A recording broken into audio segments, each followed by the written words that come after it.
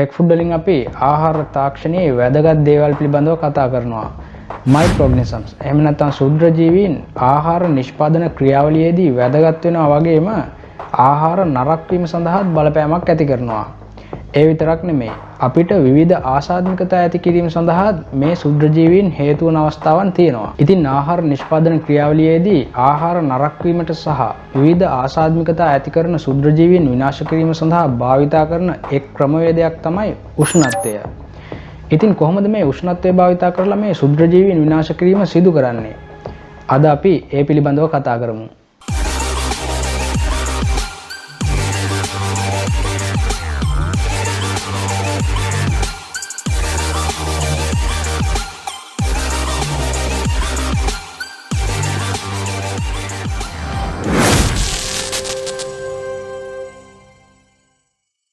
මම මුලදීම සඳහන් කළා ආහාර නිෂ්පාදන ක්‍රියාවලියේදී යම් අවස්ථාවල අපිට මේ ශුද්‍රජීවීන් වැදගත් වෙන අවස්ථාවන් තියෙනවා.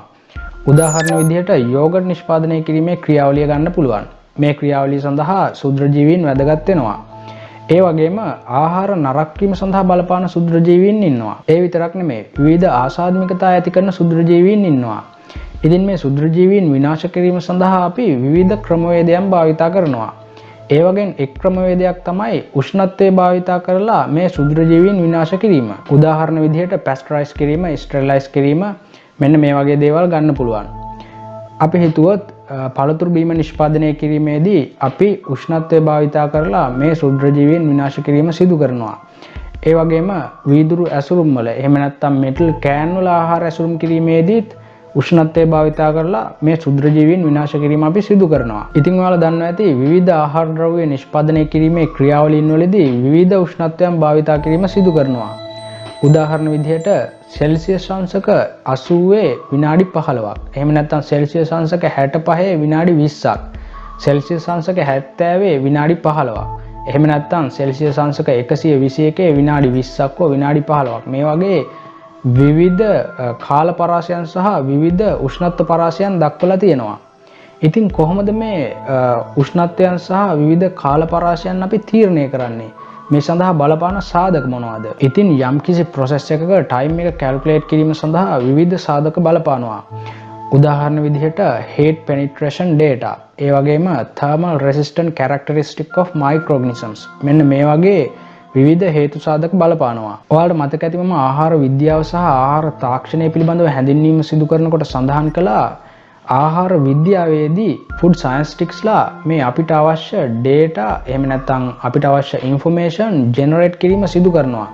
ඒ කියන්නේ මේ අපිට අවශ්‍ය තොරතුරු ඔවුන් විවිධ පරීක්ෂණයන් සිදු කරමින් සොයා ගැනීම සිදු කරනවා. එතකොට ආහාර තාක්ෂණයේදී අපි සිදු කරන්නේ මේ විදිහට ජෙනරේට් කරලා තියෙන data එහෙම නැත්නම් මේ විදිහට ජෙනරේට් කරලා තියෙන information භාවිතා කරලා මේවා අපි ආහාර නිෂ්පාදන කිරීමේ ක්‍රියාවලිය සහ අනිකුත් ක්‍රියාවලීන් සඳහා භාවිතා කිරීම. එතකොට මේ විද්‍යාඥයකින් විසින් ආහාර නරක වීම සඳහා බලපාන ශුද්‍රජීවීන් පිළිබඳව දත්ත, ඒ වගේම විවිධ ආසාත්මිකතා ඇති කරන ශුද්‍රජීවීන් පිළිබඳව දත්ත විවිධ පරීක්ෂණයන් විශාල ප්‍රමාණයක් සිදු කරලා සොයාගෙන තියෙනවා. ඒ වගේම උෂ්ණත්වය සමග ඔවුන්ගේ ලක්ෂණ කොයි විදිහටද වෙනස් වෙන්නේ කියන කාරණය පිළිබඳවත් විවිධ පරීක්ෂණයන් සිදු කරලා තියෙනවා. ඉතින් මේ දත්ත අධ්‍යයනය කරලා තමයි විවිධ ආහාර නිෂ්පාදනය කිරීමේ ක්‍රියාවලීන් සඳහා අවශ්‍ය උෂ්ණත්වය සහ කාල පරාසය තීරණය කිරීම සිදු කරන්නේ. මේක අපිට හිතුන විදිහට සිදු කිරීමේ හැකියාවක් නැහැ. එතකොට මේ ආහාර ද්‍රව්‍ය වල ස්වභාවය අනුව, ඒ වගේම බලපෑම් ඇති කරන ශුද්‍රජීවීන්ගේ ස්වභාවය අනුව මේ කාලය සහ උෂ්ණත්වය තීරණය කිරීම සිදු කරනවා. මම මේක උදාහරණයකින් පැහැදිලි කරන්නම්. අපි හිතමු කෑන් ප්‍රොඩක්ට් එකක්. එතකොට මෙටල් කෑන් එකක් තියෙනවා. අපි හිතමු අපි මේක ඇසුරුම් කරන්න යන්නේ මාළු වගේ ආහාර ද්‍රව්‍යයක් කියලා. එතකොට මේ මාළු කියන්නේ low acid food එකක්. මේ වගේ low acid food එකක් මෙටල් කෑන් එකක ඇසුරුම් කිරීමේදී Clostridium botulinum වැනි ව්‍යාධිජනක බැක්ටීරියාවන්ගේ බලපෑම් ඇතිවීමේ හැකියාවක් තියෙනවා. එතකොට මේ Clostridium botulinum වැනි ව්‍යාධිජනක බැක්ටීරියාවන් විනාශ කිරීමට නම් සෙල්සියස් අංශක 121ක පමණ උෂ්ණත්වයක් භාවිතා කළ යුතුයි කියලා විවිධ පරීක්ෂණයන් සිදු කළා සොයාගෙන තියෙනවා. එතකොට මේ ක්‍රියාවලියේදී මේ කෑනින් process එකකදී අපි මේ time එක සහ temperature එක තීරණය කරන්නේ කොහොමද? දැන් අපි දන්නවා මේ metal can එකක මාළු වැනි ආහාර ද්‍රව්‍යයක් ඇසුරුම් කිරීමට යනකොට Clostridium botulinum වැනි බැක්ටීරියාවන්ගෙන් බලපෑමක් ඇතිවීමේ හැකියාවක් තියෙනවා කියලා. එතකොට මේ බැක්ටීරියාවන් විනාශ කිරීමට නම් සෙල්සියස් අංශක 121ක පමණ උෂ්ණත්වයක් භාවිතා කිරීමට අවශ්‍යයි කියලාත් දැන් අපි දන්නවා. මෙන්න මේ chart එක හොඳින් බලන්න. මේකේ පළවෙනි තීරුවේ තියෙනවා time එක. ඒ කියන්නේ කාලය. දෙවෙනි තීරුවේ තියෙනවා retort temperature එක. ඒ කියන්නේ මේ canning process එකේදී අපි භාවිතා කරන retort එක තුල උෂ්ණත්වය. මොකද්ද මේ retort එකක් කියන්නේ කියන කාරණය පිළිබඳව ඔබ දැනුවත් නැත්නම් මම ඊට කලින් canning process එක ගැන වීඩියෝ එකක් කරලා තියෙනවා. මම මෙතන කාඩ් එකක් දානවා ඒ වීඩියෝ එක බලන්න. ඊළඟට තියෙනවා can temperature එක. ඒ කියන්නේ මේ metal can එක තුල උෂ්ණත්වය. දැන් මේ retort temperature එක සහ can temperature එක හොඳින් බලන්න. මේක අපි පටන් ගන්නෙ සෙල්සියස් අංශක 30න්. ඒ කියන්නේ සාමාන්‍යයෙන් පරිසර උෂ්ණත්වයෙන්. එතකොට විනාඩි 5ක් යනකොට retort temperature එක සෙල්සියස් අංශක 90ක් ඇවිල්ලා තියෙනවා. එතකොට can එක තුල temperature එක සෙල්සියස් අංශක 60යි. ඊළඟට විනාඩි 10ක් යනකොට retort එක තුල උෂ්ණත්වය සෙල්සියස් අංශක 118යි. can එක තුල temperature එක එතකොට සෙල්සියස් අංශක 80ට ඇවිල්ලා තියෙනවා.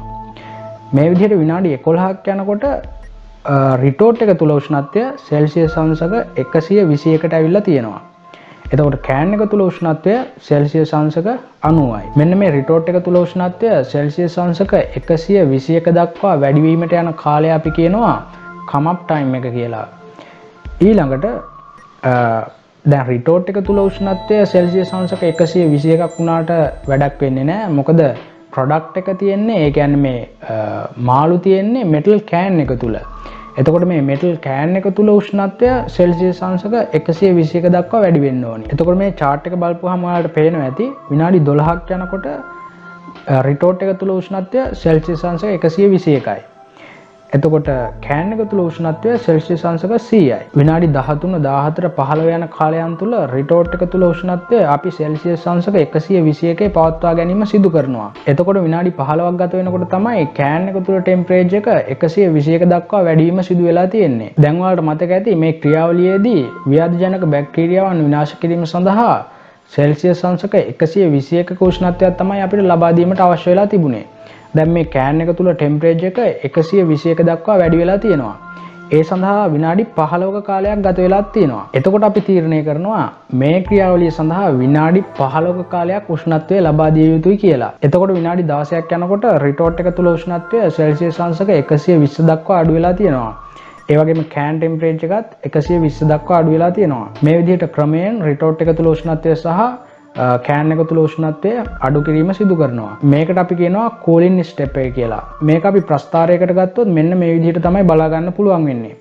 මේකේ y අක්ෂයට අරන් තියෙනවා temperature එක, ඒ වගේම x අක්ෂයට අරන් තියෙනවා time එක.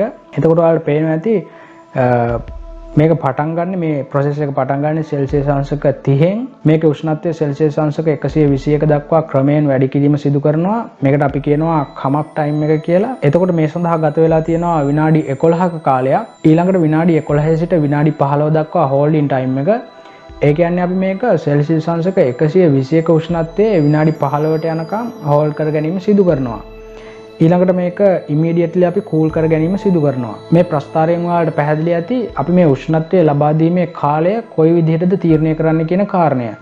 මේක අපි භාවිතා කරන උපකරණ අනුව වෙනස් වෙන්න පුළුවන්. මම මේ එක ආහාර ද්‍රව්‍යයක time determination process එක සරලව පැහැදිලි කළේ. මෙන්න මේ විදිහට තමයි අනිකුත් ආහාර ද්‍රව්‍ය සඳහාත් අපි විවිධ සාධක අනුව time එක calculate කිරීම සිදු කරනවා. මම මේ සංකීර්ණ ක්‍රියාවලියක් ඉතාමත් සරල විදිහට පැහැදිලි කළේ.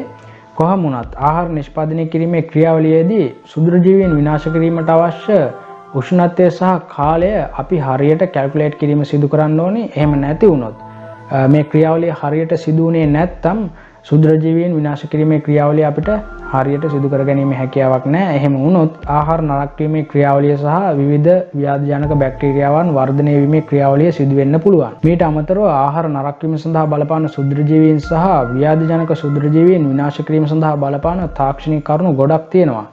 ඒ දේවලුත් අපි ඉදිරියේදී කතා කරමු. මේ වගේ ආහාර තාක්ෂණය පිළිබඳව දැනගන්න subscribe කරන්න අපේ channel එක. අලුත් වීඩියෝ එකකින් ආයෙත් හමු වෙමු.